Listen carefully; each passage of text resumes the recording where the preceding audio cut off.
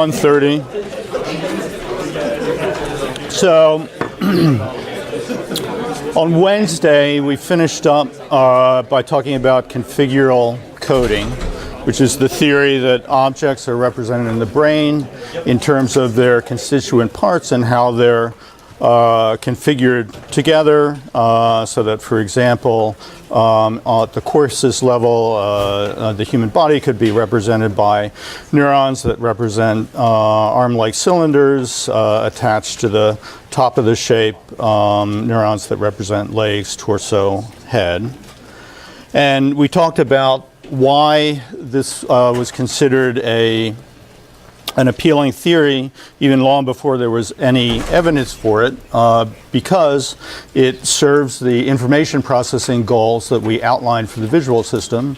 That is compression of information, generation of explicit forms of information, explicit representations for things that we need to know about. Stable representations, that is representations that are that don't change a lot as things change position or viewpoint in the world. And finally, configural coding is appealing because it's so productive. That is, with a finite number of neurons, you've got a virtually infinite number of ways that you could combine parts to make representations of different objects. So how would that kind of configural coding look at the population level? Well, here's an analysis in V4 that looks exactly at that. This is the example neuron that we looked at before, tested with lots of shapes, the shapes that drove strong responses represented by dark backgrounds, all shared a common parts level feature, that is sharp convex curvature or a pointy angle near the top of the shape.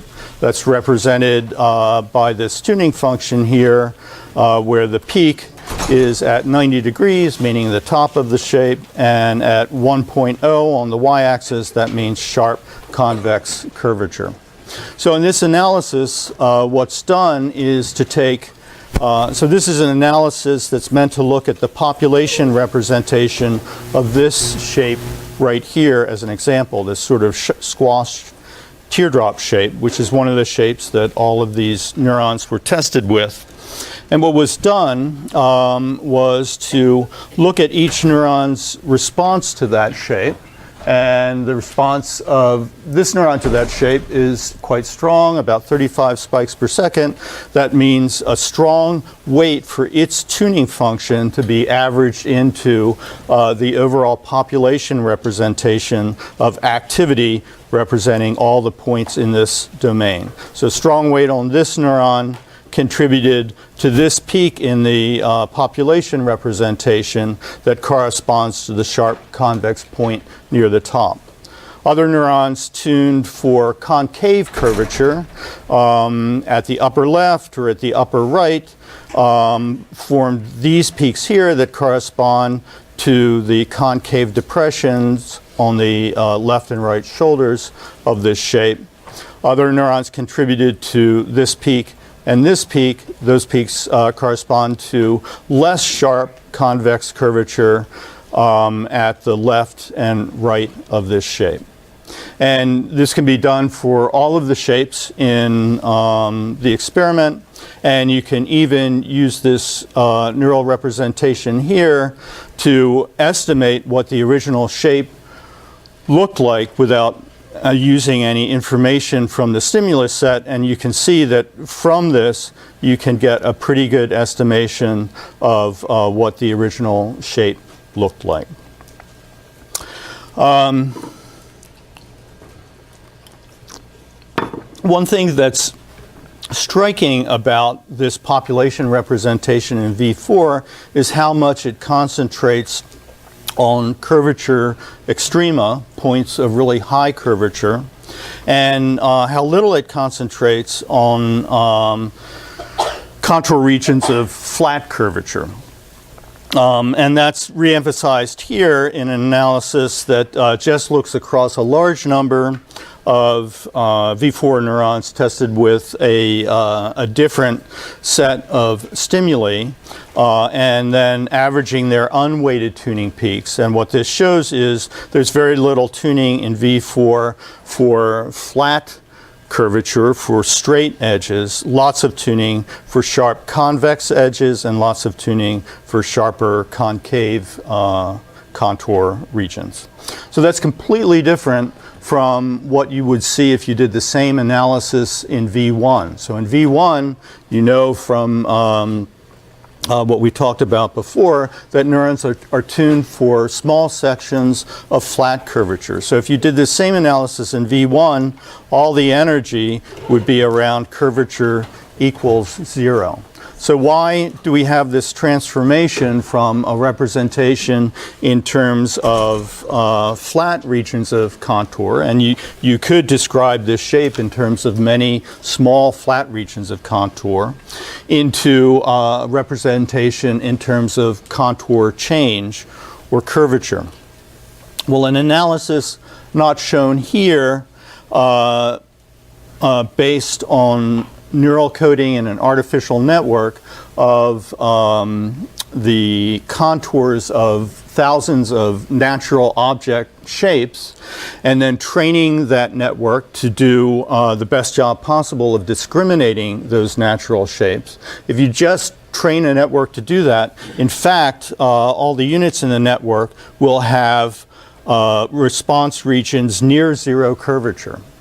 But then if you add another criterion to the error term for training that network, where that criterion is the sparseness of the representation, that is, you're forcing the network to represent objects, to do a good job of representing objects with a smaller number of neurons active for any given object, then what happens is all the tuning functions migrate out toward the top and bottom of this plot. That is, you get units that look like V4 units, units that are tuned for sharp convex curvature, for sharp concave curvature.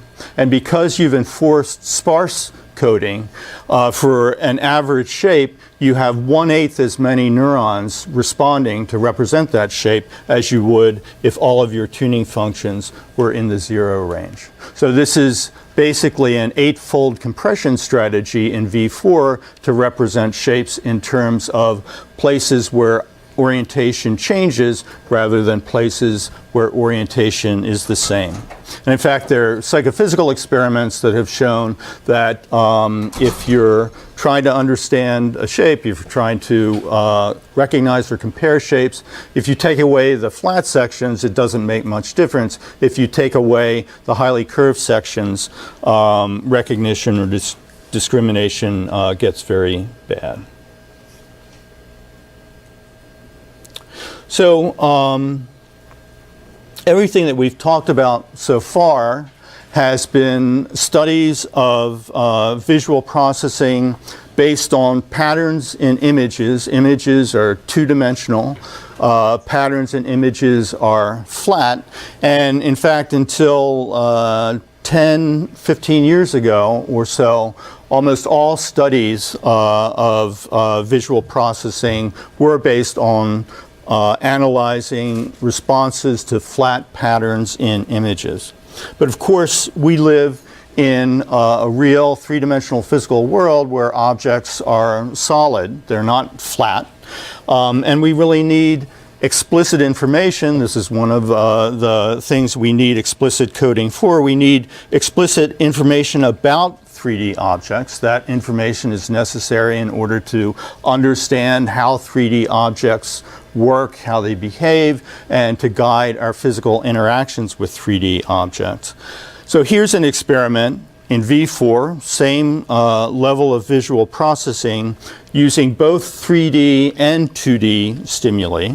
In this experiment, the 3D-ness of stimuli is conveyed by shading patterns, which is one of the really strong cues for depth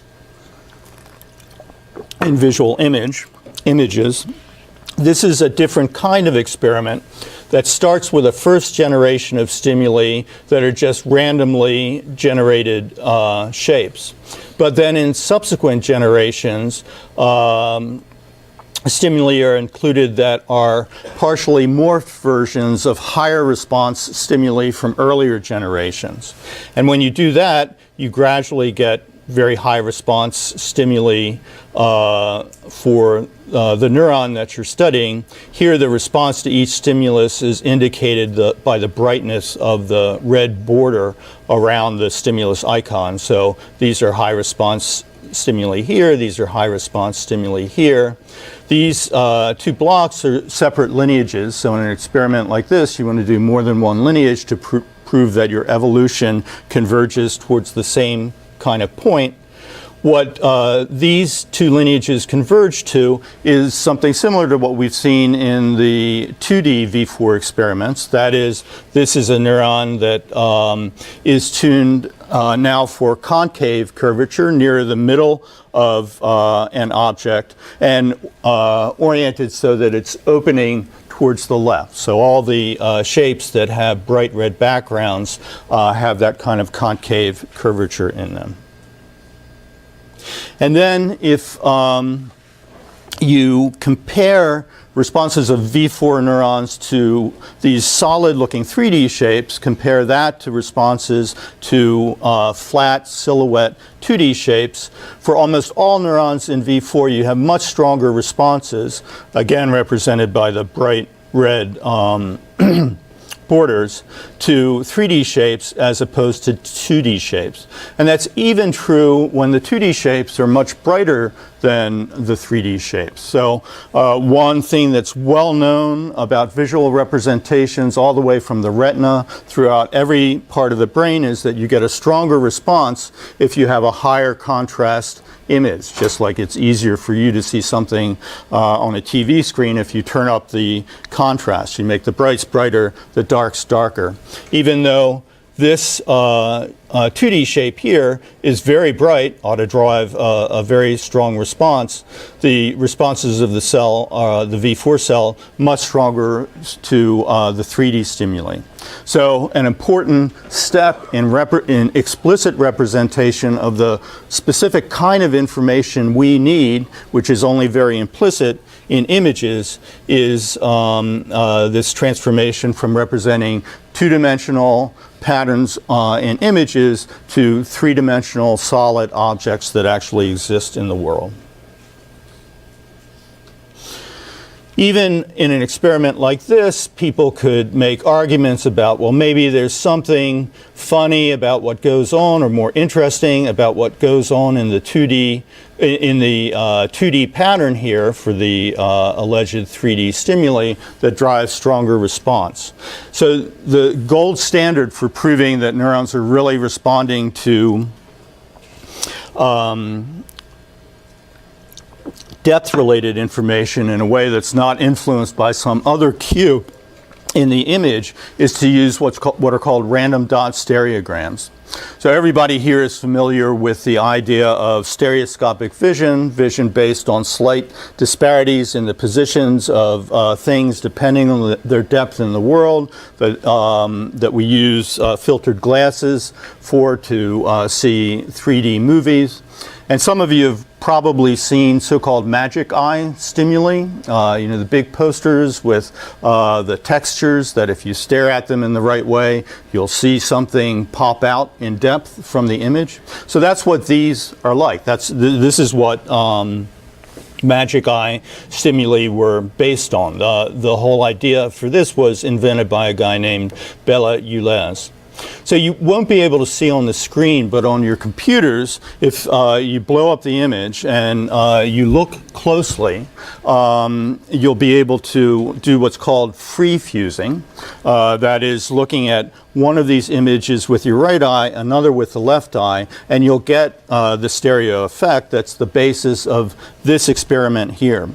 So some people, when they relax their eyes cross. If you're looking at a page quickly or really closely and you relax your eyes will naturally cross.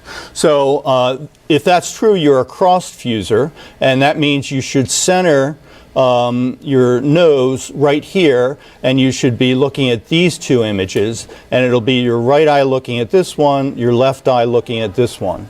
If you're like me, when you put your face close to a page, my eyes naturally diverge, so I'm an uncrossed fuser. If you're like that, you want to center your nose right here, and now your left eye will be looking at this image, and your right eye will be looking at this image. So each row here represents a different image.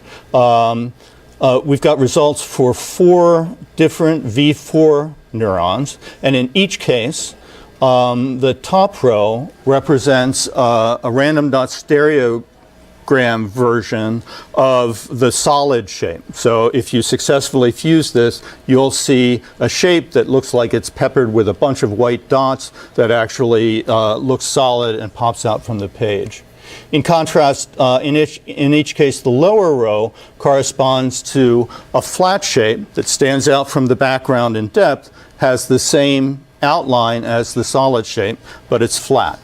And what this shows is that for each of these cells and for basically all the V4 neurons tested, there's a much stronger response to the solid shape than to the flat shape. And that's a difference that no one could argue is due to some other factor.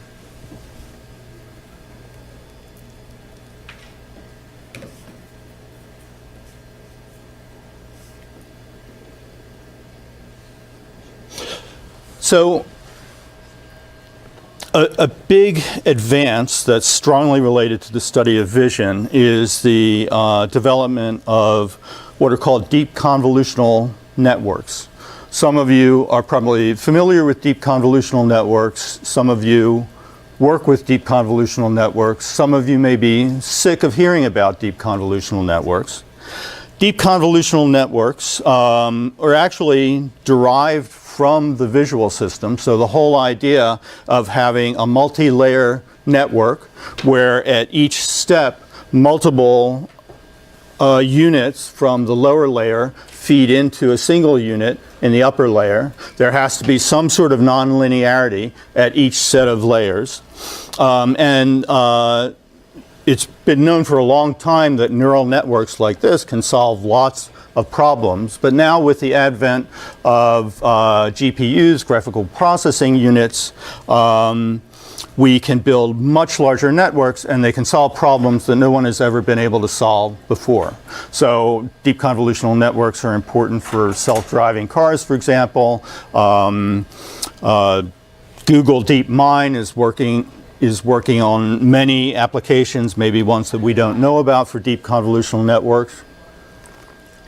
Most famously, deep convolutional networks have been able to beat human Go champions, which was a long-standing challenge for computer game playing that went on for decades.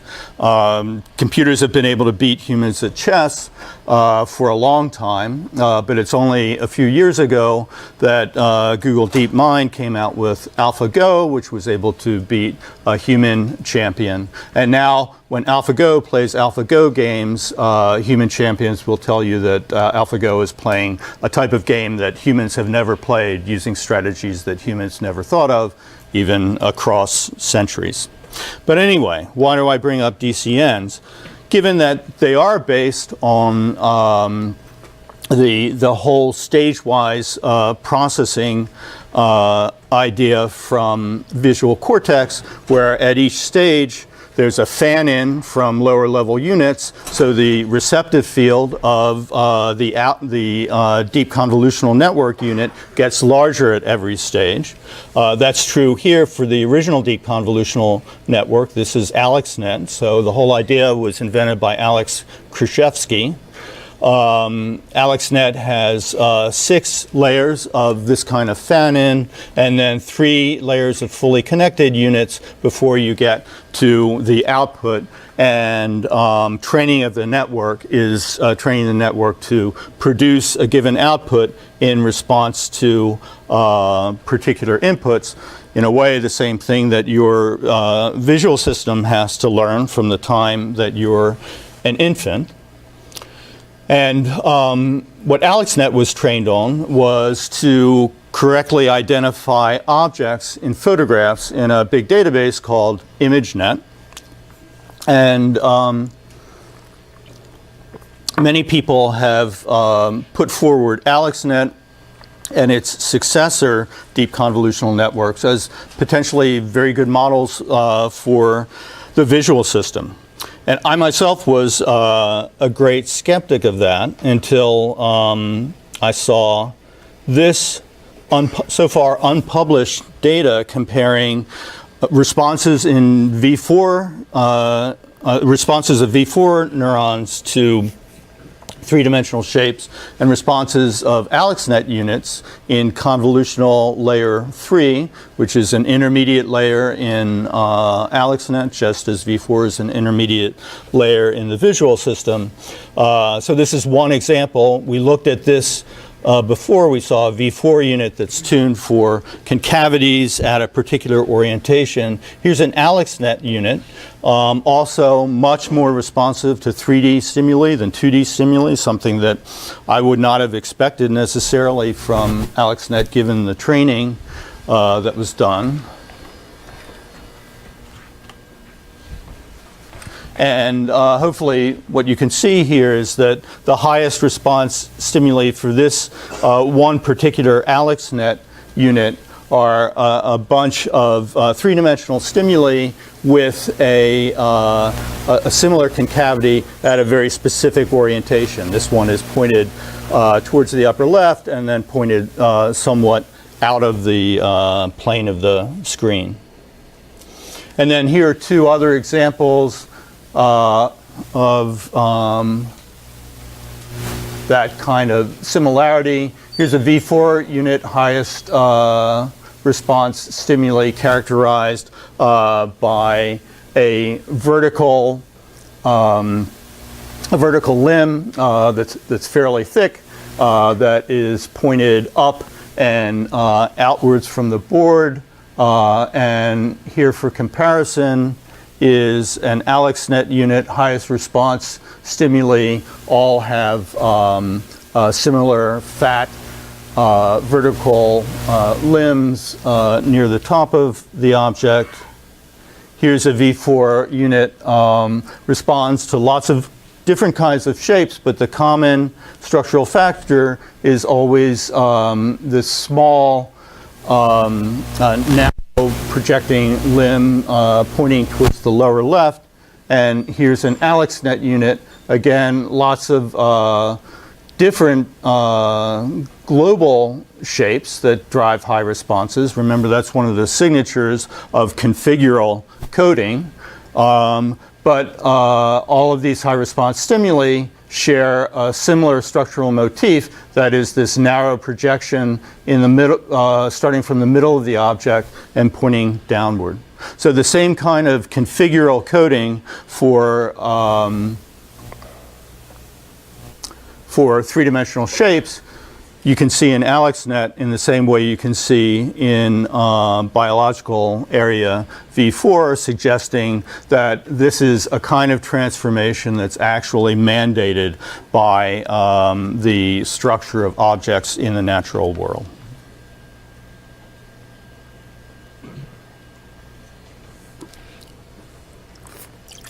So we've been talking about this pathway here, which is the object processing pathway. I didn't mention that in the beginning, but this is one of 2 major pathways in the brain. It's called the ventral pathway because it's headed in a ventral direction towards temporal cortex. It's also called the what pathway because it processes information about what objects are in the world. We've looked at strategies for information processing in V1. We've looked at information processing strategies in V4. And now we'll just jump to the end of this pathway, which here is labeled TE. So remember that V4 receptive fields cover, on the order of 1 to 5 to 10 degrees, depending on how close you are to the center of vision. But that by the time you get to the end of this pathway, all the fan-in from layer to layers has ensured that the receptive fields. Sorry, do you have a question? Yes. Is the basis for V4 sensitivity to three-dimensionality, is that just curvature, or are those two separate things to which those neurons are tuned? V4 neurons successfully respond to three-dimensional objects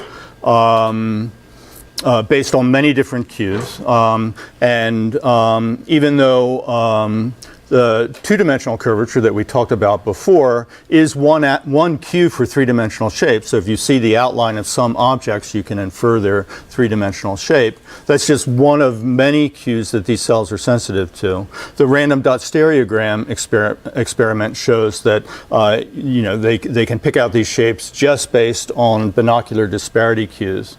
Also, other experiments have shown that as opposed to using shading cues, you can present shapes that look like they're made out of glass, so it's refraction patterns that give you the 3D information, or shapes that look like they're made out of polished chrome, so then it's reflection patterns that, and they're actually very strong cues for three-dimensional shape.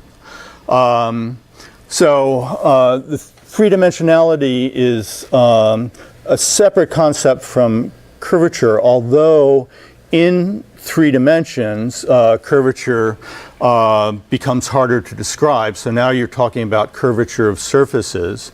And the common way to describe curvature of a surface at a point is to take 2 cross sections that represent the maximum or most convex cross-sectional curvature and the minimum least convex curvature, which also turn out to always have to be orthogonal. So that if you've got convex by convex, you've got a hill. If you've got concave by concave, you've got a dimple. If you've got convex by straight, you've got a cylinder, and so forth. Does that answer your question? Or yeah. So anyway, on to TE. Receptive fields, due to fan-in across many layers, are very large, typically covering most or all of the visual field. So entire objects, or even multiple objects, fit within those receptive fields. So what happens at this point?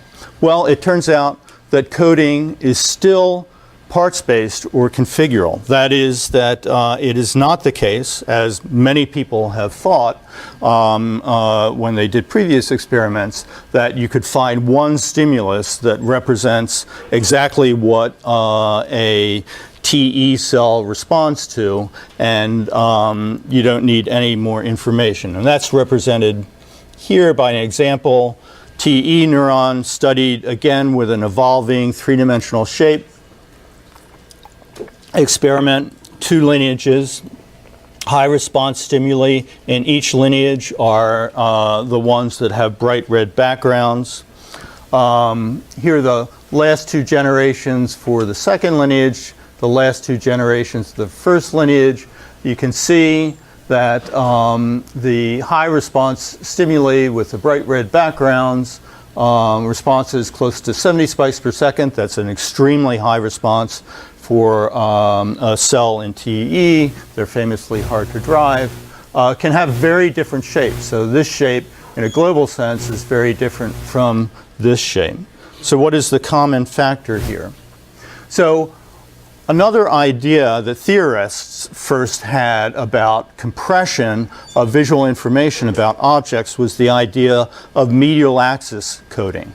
So what's the simplest way to draw a human figure, and the way that we all draw a human figure when we start out drawing. It's a stick figure. It's a drawing of the skeleton. That is the medial axes, the axes of symmetry, the line that runs down exactly halfway in between the torso and the lines that run down exactly halfway in between the two sides of the legs. So those are medial axes. And in 3 dimensions, medial axes are lines that run along cylinders.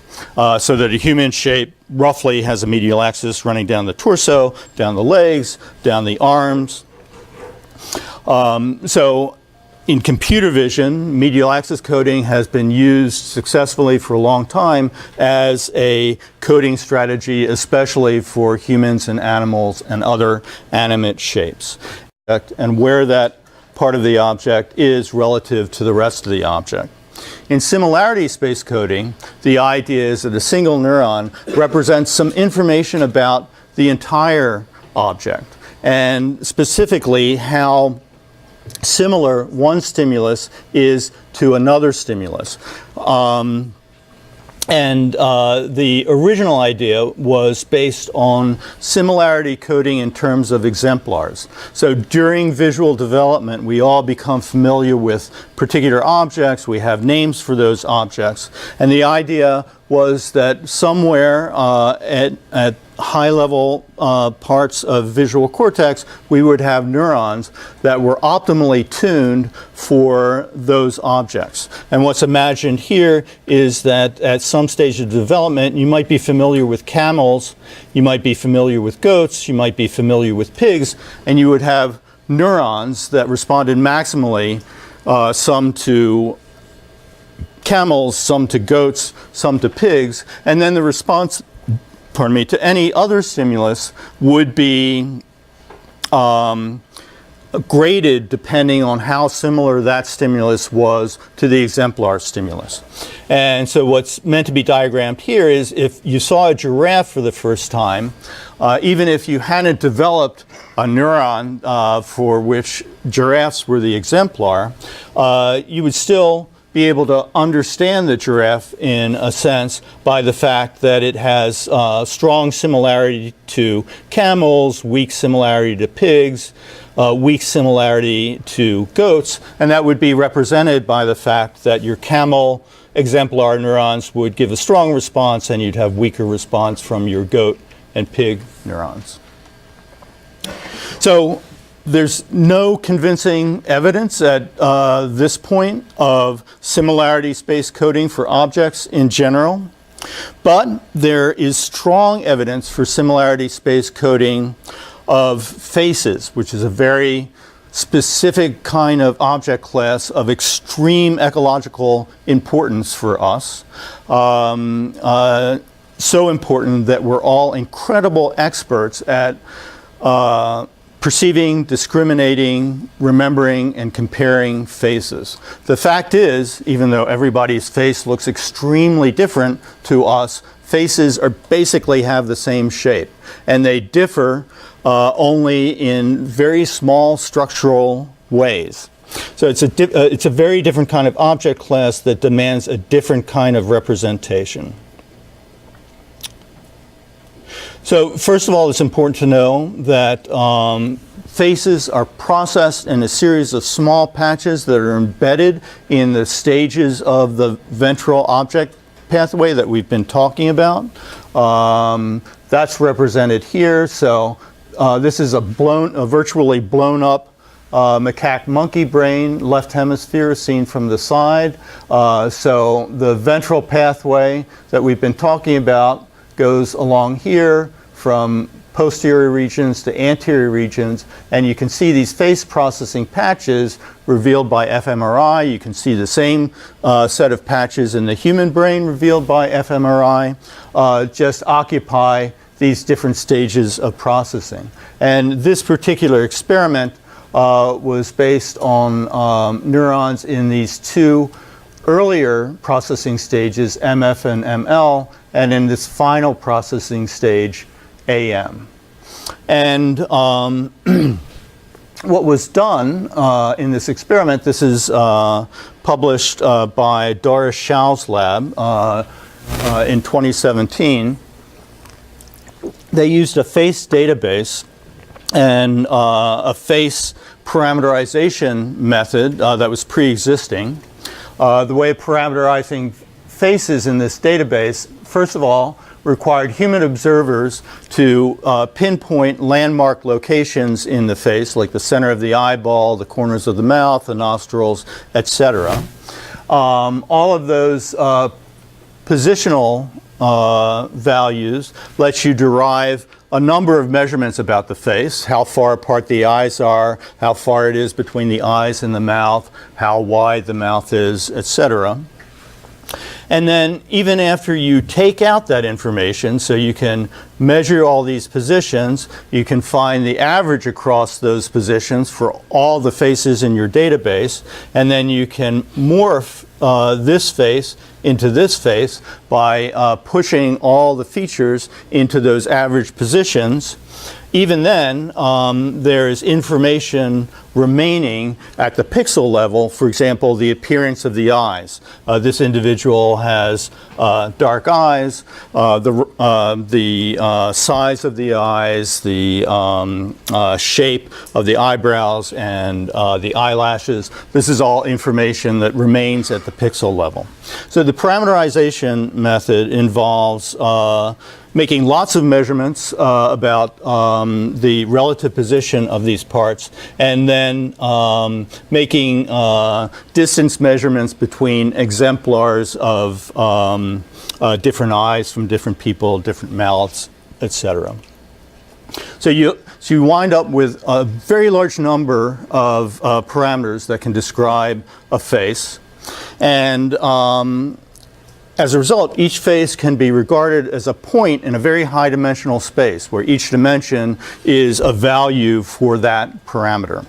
So you don't want to work with something that high dimensional. So the first thing that Darius Shao and colleagues did was to reduce that dimensionality using principal components analysis. That's a way of looking at your high dimensional space, finding directions in that space that along which you see the most variation in values for different faces, and then using that direction as one of your new dimensions.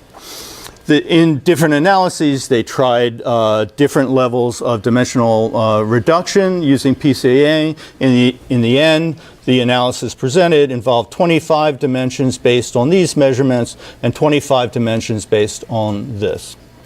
And then the next thing that they did was based on a surmise that came from many psychophysical results and also from some fMRI results that suggested that faces are encoded relative to a geometric average across all the faces that we experience across our lifetime. So this would suggest that neurons that are encoding face information will have a tuning function that has some relationship to the average face. The next thing they did was to take the responses of each neuron to 2,000 faces in this database. So each of those faces is a point in this 50-dimensional space. And then they weighted each of those points by the response of the neuron to that face, and then they could average the spatial locations of those points, a weighted average that showed the average face or the average point in space that evoked the most response from that neuron. And they called that point the spike-triggered average point, and they drew a line between the average face and the spike-triggered average point. And then drew that line out in space beyond the spike-triggered average and beyond the average face. And they found remarkably that almost all the neurons in these face patches have this kind of response profile. So the vertical axis is response in spikes per second for a single neuron. The horizontal axis represents points along its STA, spike-triggered average axis. 0 corresponds to the average face. The 1 corresponds to the STA point.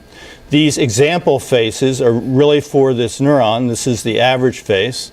The STA lies somewhere along here. So as you go from the average face to the SDA point, responses increase. But even after you go beyond the SDA point and you make that face more exaggerated in the same way, you get stronger and stronger responses. And conversely, as you go in the other direction from the average face, you get weaker responses. And all of the neurons showed this kind of ramp-like tuning along a single axis in the face space. So that's represented here by these population plots.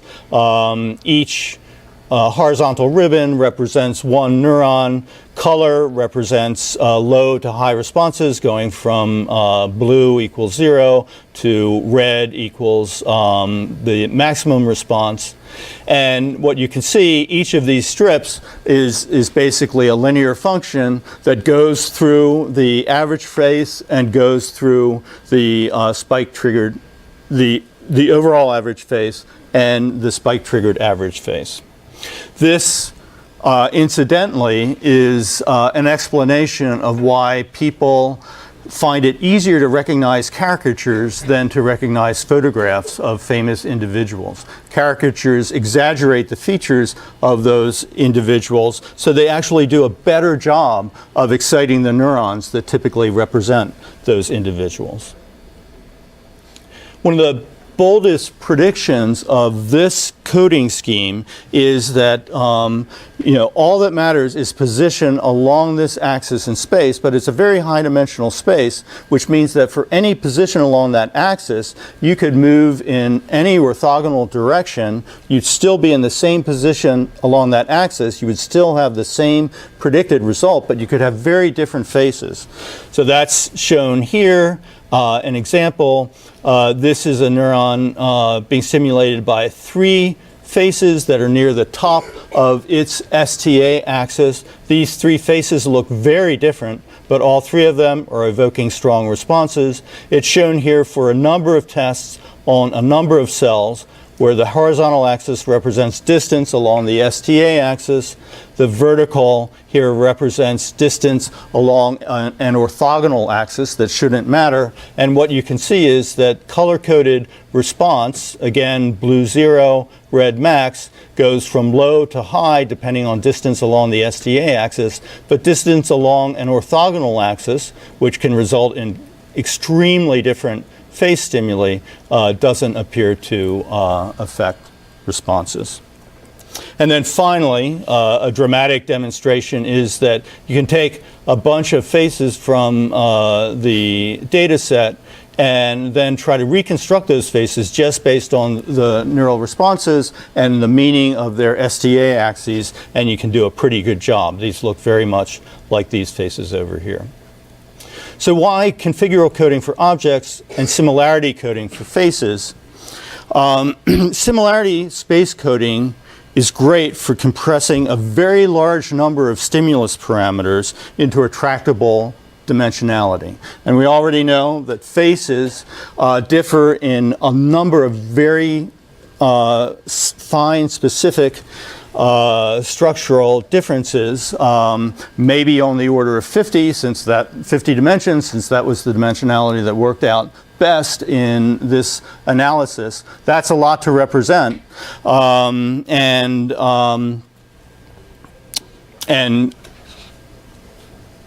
similarity-based coding allows you to compress any number of dimensions into a space where different parts of the space correspond to different stimuli.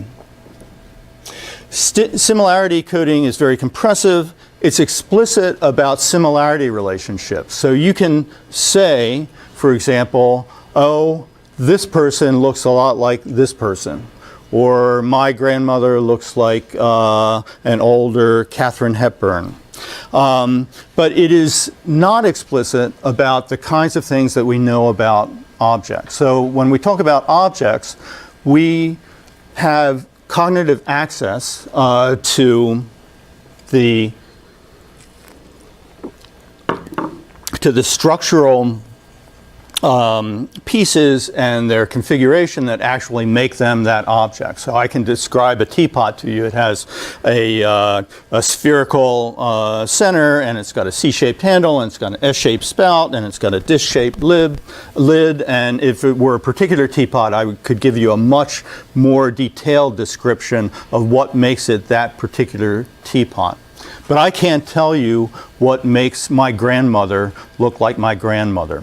You would be hard-pressed, I think, to tell me what makes a particular person look like a particular person to you in a way that would allow me to recognize them out of a crowd. Even though for you, because you're familiar with them and you've encoded them in this space, you wouldn't have any trouble picking them out of a crowd. You can call the impression of their face up in your mind, but you can't say what it is that makes that face specifically look that way, look like that person to you, as opposed to many other faces that structurally would be very similar but differ in dozens or hundreds of tiny measurements.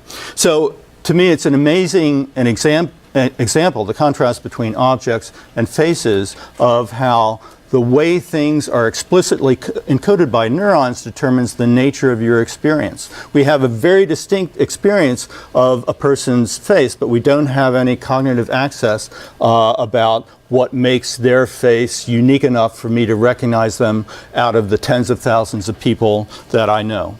Whereas with objects, we do have, based on configural coding, a very explicit representation of what makes a teapot, for example. For faces, all of that structural information that you could describe if you actually measured a person's face is hidden by this very kind of implicit dimensionality reduction coding. So I'll skip what I was going to say about the dorsal pathway, except to say that it's something we skipped entirely. The dorsal pathway is called the where pathway. It has to do with where things are in space, where you are in space, how things are moving in space. It would be a matter of many other lectures to talk about how the dorsal pathway takes that kind of information, makes it explicit, compressed, etc. And then finally, just keep in mind for these two lectures, the central ideas are quite uniform and quite simple. The brain is an information processing system. The visual system has to process image information into a neural representation that gives us explicit, compressed, stable information about things we need to know about the world. Thanks. Any questions? Okay.